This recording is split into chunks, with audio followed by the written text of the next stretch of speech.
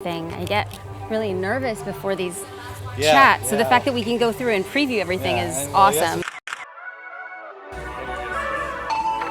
Yeah. It's so good to meet you in person. I wish my husband and business partner. Nice to meet you, and this is my boyfriend, Tyler. Tyler, very Back to you, so we have to decide a location. heavy to carry. And I looked around and I thought to myself, is this it? Why? I spent years getting to this point.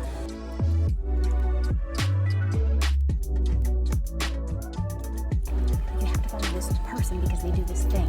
We need to start educating our audience on how our business should be described. But if you take it and you notice that she says, join my nutrition and health community.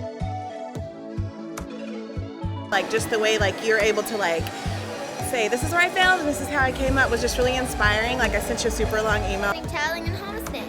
So buy a sucker and save a lot.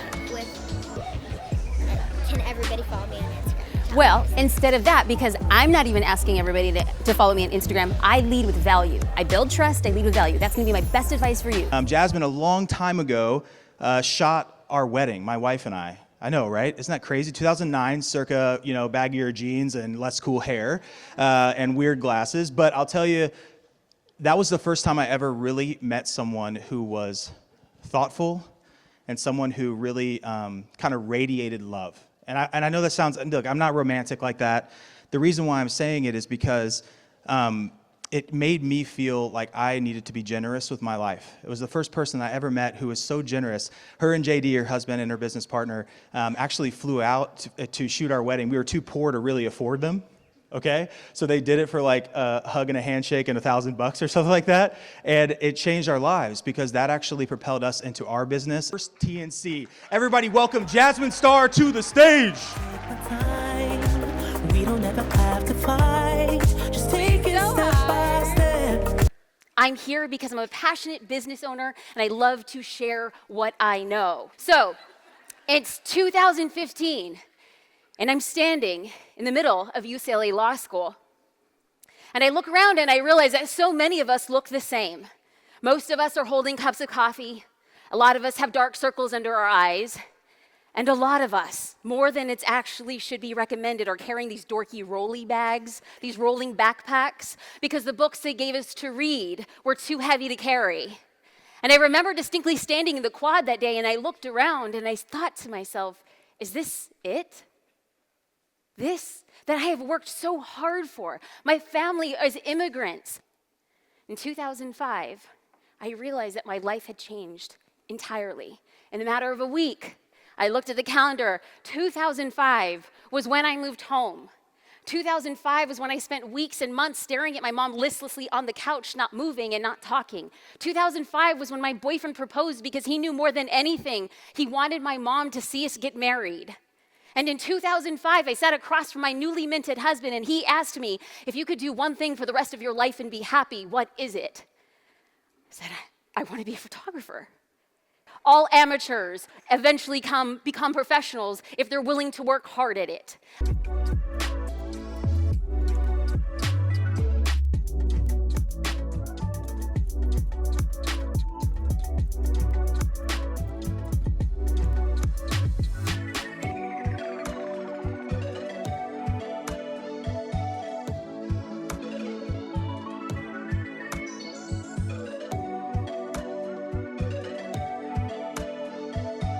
So, before we get to this point of the conversation where many of you are probably like, a bio, Jasmine, this is so basic. This is Instagram 101. Get it together. We're at TNC. Listen, I do this professionally. I literally look at hundreds of Instagram accounts a month. And I can say that the vast majority, I'm talking about 90+%, do not have a bio that is prepping people for sales. I believe that prepping people for sales in a bio happens in 5 ways. Let's break that down for you today. Number 1, I want you to get focused with your title. How do you want people to describe you? And I want you to use this in the most basic terms possible. Because if you are a photographer, I do not want you to use in your bio, I'm a purveyor of fine memories and first family heirlooms, when what you are is a photographer. What I say again and again is explain it to me like I'm 5 years old. If your bio is confusing, you will have a hard time getting customers. Number 2, list the benefits for your followers. Why should they follow you? And I really mean this in the most basic sense, because oftentimes we think, why Why wouldn't people follow me? I'm great. My mom said I'm a special snowflake. Guess what, boo? In the world of social media, thank you for that nice courtesy laugh. I totally appreciate it. Okay, so in the land of social media, it's benefit driven. There's too many people who are doing the same thing we do, right? There are too many Claudines in the world. There's too many foodies, there's too many nutritionists, there's too many photographers, there's too many marketers. What is the benefit? The benefits will set you apart. List the benefits. Why? Because your Instagram account isn't about you. Your Instagram account should be about what your business can do for your followers. Do that. If you're using it for your business, what are you doing? My business is in a place of service and value to you. Number 3, who is your account for?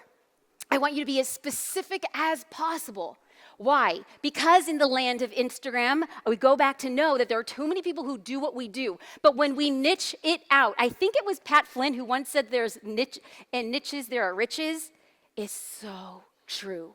What happens is when we position our description and we position the benefits and we tell people specifically exactly who it's for, it then feels tailor-made. And when an Instagram account feels tailor-made for a very specific person, there's a higher chance of converting them into customers. So right now I am posting 4 times a day. I'm using only Polt to do it. And what I notice is certain posts get